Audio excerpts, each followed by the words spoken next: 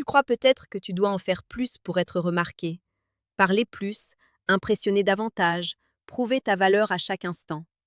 Mais ce que tu ignores, c'est que ce besoin de prouver est précisément ce qui te rend invisible.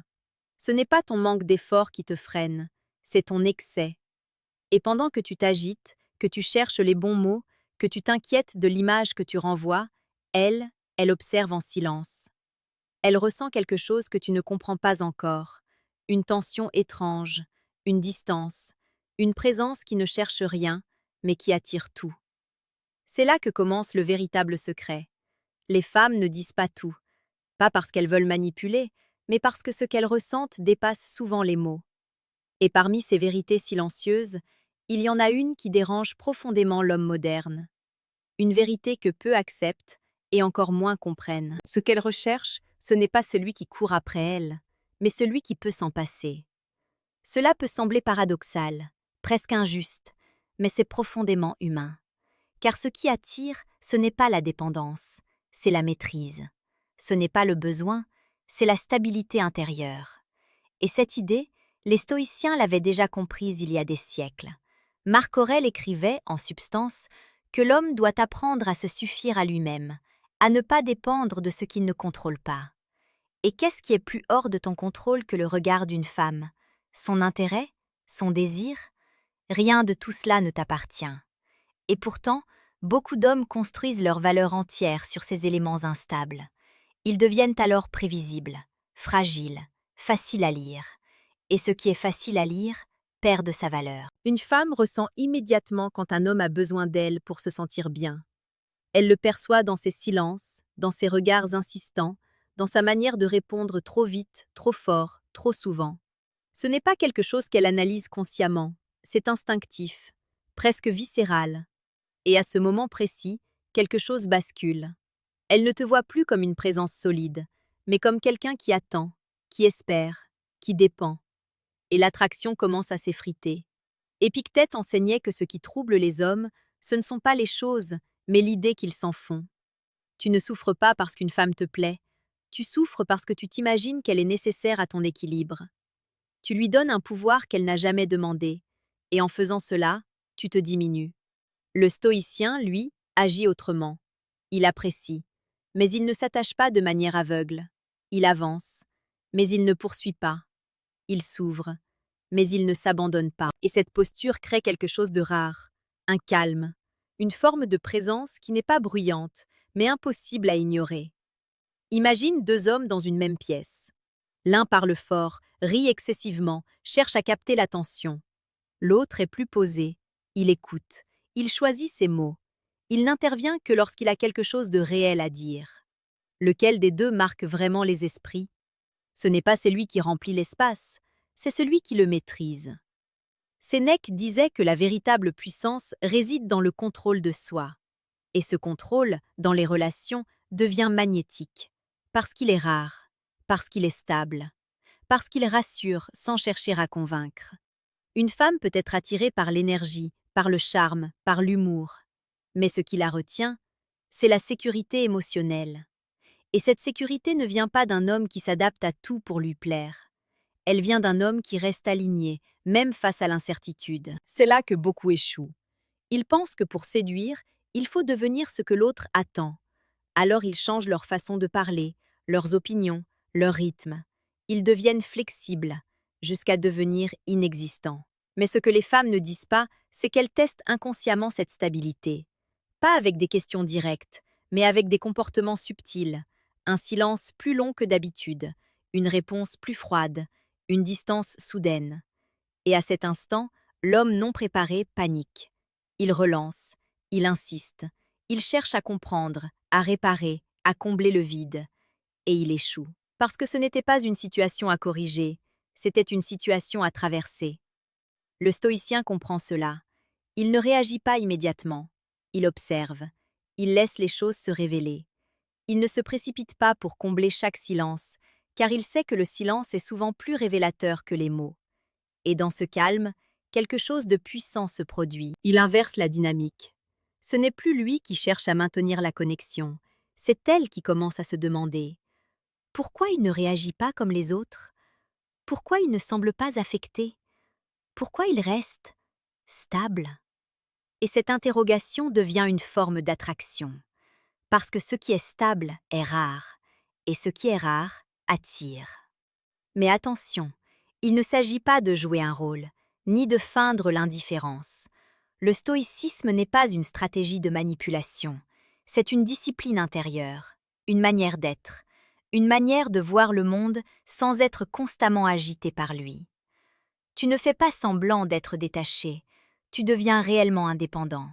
Et cette différence change tout.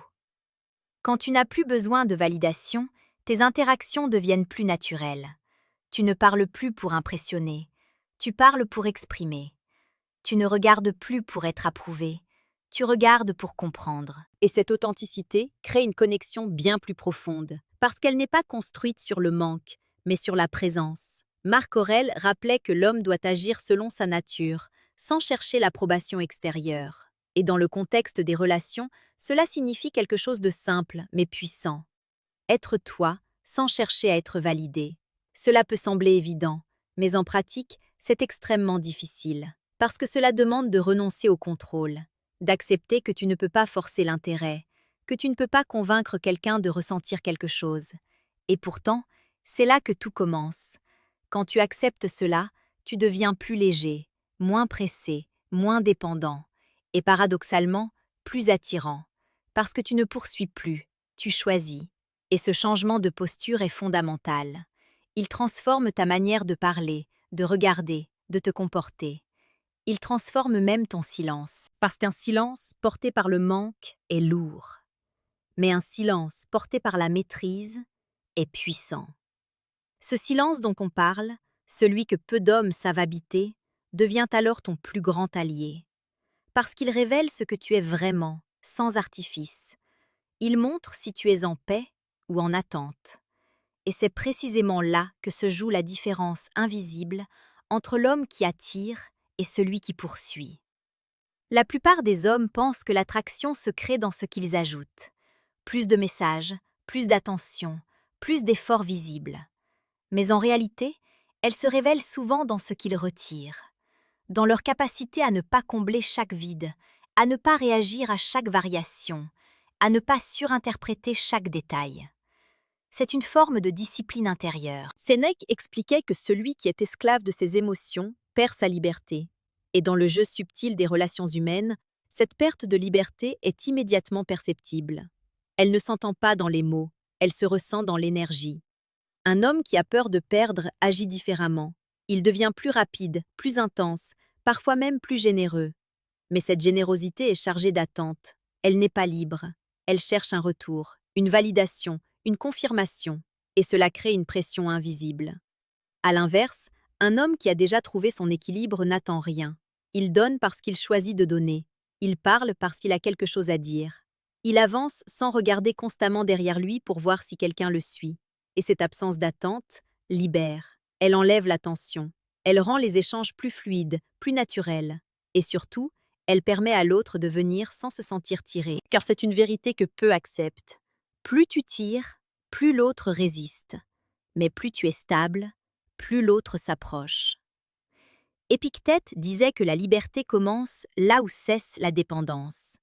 Et dans les relations, cela signifie que tu dois être capable d'apprécier sans t'accrocher, de t'engager sans te perdre, de ressentir sans t'effondrer. C'est un équilibre délicat, mais c'est aussi ce qui distingue l'homme ordinaire de l'homme rare. Prenons une situation concrète. Tu rencontres une femme. L'échange est bon. Il y a de la complicité, du regard, une forme de connexion.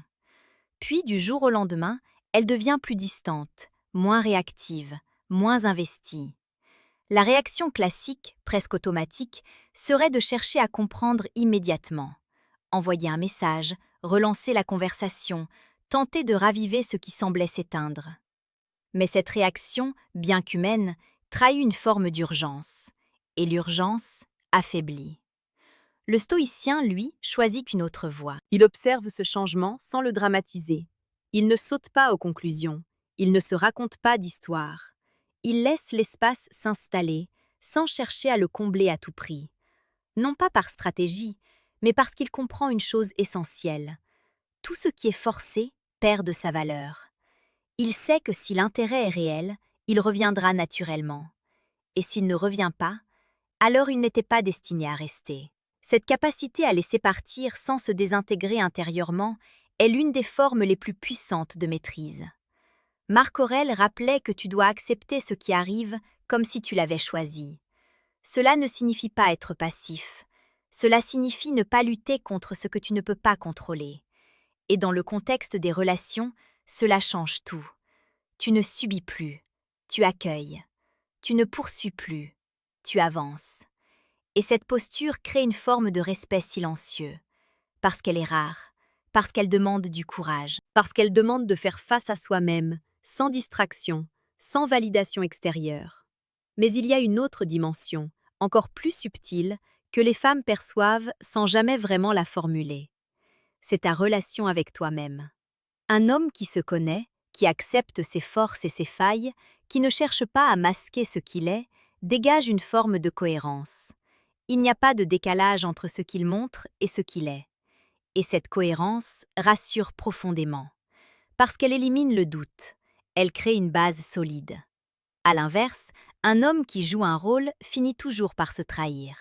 Dans ses contradictions, dans ses réactions excessives, dans ses incohérences. Et même si cela ne se voit pas immédiatement, cela se ressent. Toujours. Sénèque insistait sur l'importance de vivre en accord avec ses principes. Et dans les relations, cela signifie ne pas se perdre pour être accepté, ne pas se transformer pour être aimé. Car l'amour qui naît d'un masque ne peut pas durer. Il est fragile, instable, dépendant. Alors que l'attraction qui naît de l'authenticité s'ancre, elle résiste, elle évolue. Mais pour atteindre ce niveau, il faut accepter une vérité difficile. Tout le monde ne te choisira pas. Et c'est normal. Le stoïcien ne cherche pas à plaire à tous. Il cherche à être aligné. Et dans cet alignement, il attire naturellement ceux qui résonnent avec lui. Pas par effort, mais par cohérence. Et cette cohérence se manifeste dans les détails. Dans ta manière de répondre sans te précipiter. Dans ta capacité à écouter sans interrompre. Dans ton regard qui ne cherche pas à séduire, mais à comprendre. Dans ton silence qui n'est pas un vide, mais une présence. C'est là que se cache le véritable secret. Pas dans des techniques, pas dans des phrases toutes faites, mais dans une manière d'être, une manière d'exister sans dépendre du regard de l'autre. Et paradoxalement, c'est cette indépendance qui crée le lien le plus fort. Parce qu'elle est libre, parce qu'elle est stable, parce qu'elle est vraie. Et à mesure que tu intègres cette posture, quelque chose change. Tu ne cherches plus à être choisi, tu choisis. Tu ne crains plus de perdre, tu acceptes. Tu ne poursuis plus, tu avances. Et dans ce mouvement, presque imperceptible, tu deviens celui que les autres remarquent sans comprendre pourquoi. Celui qui ne fait pas plus, mais mieux. Celui qui ne parle pas plus, mais juste. Celui qui ne cherche pas, mais attire. Et à ce stade, quelque chose de plus profond s'installe en toi. Ce n'est plus une posture que tu adoptes, c'est une manière d'exister. Tu ne réfléchis plus à ce que tu dois faire pour plaire. Tu ne calcules plus tes mots ni tes silences. Tu es simplement présent, aligné, stable. Et c'est là que le secret devient évident. Les femmes ne cachent pas ce qu'elles veulent. Elles observent si tu es capable de l'incarner sans qu'elles aient à le demander. Elles ne cherchent pas un homme parfait. Elles cherchent un homme solide. Un homme qui ne s'effondre pas face à l'incertitude. Un homme qui ne change pas de direction à chaque variation émotionnelle. Un homme qui ne se perd pas dans le regard des autres. Et surtout, un homme qui n'a pas peur de lui-même. Parce que la vérité, c'est que beaucoup d'hommes ne sont pas en paix avec leur propre présence. Ils fuient le silence, ils remplissent les vides, ils évitent de se confronter à ce qu'ils ressentent réellement. Alors ils cherchent à l'extérieur ce qu'ils n'ont pas encore construit à l'intérieur. Mais ce que les femmes ressentent profondément, même sans pouvoir l'expliquer, c'est cette tension intérieure, cette agitation, ce manque d'ancrage. Et cela crée une distance. Pas parce qu'elles rejettent l'homme, mais parce qu'elles ne sentent pas de stabilité sur laquelle se poser. Marc Aurèle écrivait que l'âme devient teintée par la couleur de ses pensées. Si ton esprit est agité, ton comportement le sera. Si tu es centré, ton énergie le sera aussi. Et cette énergie, invisible mais puissante, influence chaque interaction. Tu ne peux pas tricher avec cela. Tu peux jouer un rôle pendant un moment. Tu peux imiter certaines attitudes. Mais tôt ou tard, ce que tu es réellement remonte à la surface. Et c'est pour cela que le véritable travail n'est pas extérieur, il est intérieur. C'est dans ta manière de gérer l'attente, dans ta capacité à rester calme quand l'autre devient incertain, dans ton aptitude à ne pas interpréter chaque silence comme un rejet, dans ta faculté à continuer d'avancer même sans garantie.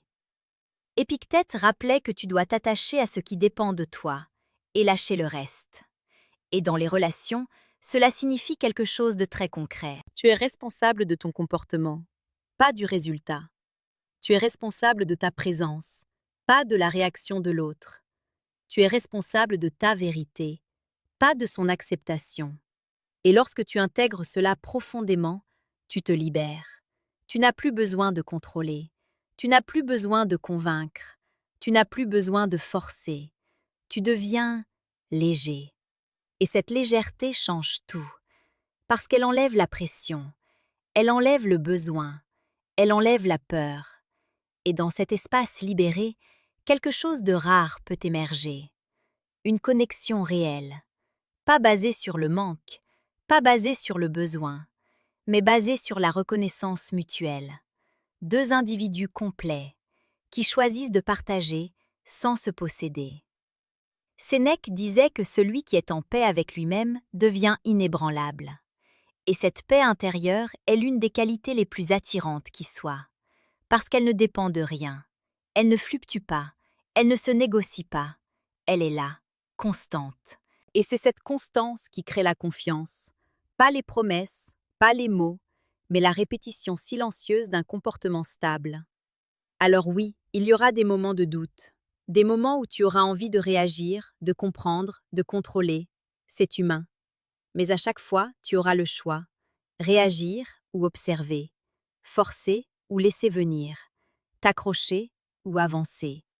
Et à chaque choix, tu renforces une version de toi-même. Celle qui dépend ou celle qui maîtrise. Et avec le temps, ces choix deviennent des habitudes, puis des réflexes, puis une identité. Et c'est ainsi que tu deviens cet homme que peu comprennent, mais que beaucoup ressentent. Celui qui ne cherche pas à impressionner, mais qui marque. Celui qui ne demande pas d'attention, mais qui la capte. Celui qui ne court pas après l'intérêt, mais qui le suscite. Petite parenthèse, les amis. J'ai créé un manuel complet sur la séduction stoïque. Il t'apprend comment parler avec maîtrise pour créer une vraie attraction. Le lien est en première ligne de la description. Cette pub sera une seule fois dans toute le vidéo et surtout presque à la fin de la vidéo. On continue. Et si tu comprends profondément ce qui vient d'être dit, alors tu sais déjà que ce chemin ne consiste pas à devenir quelqu'un d'autre. Il consiste à retirer ce qui te déséquilibre, à te libérer de ce qui te rend dépendant, à retrouver cette stabilité que tu avais peut-être oubliée. Ce n'est pas un jeu, ce n'est pas une technique, c'est une transformation.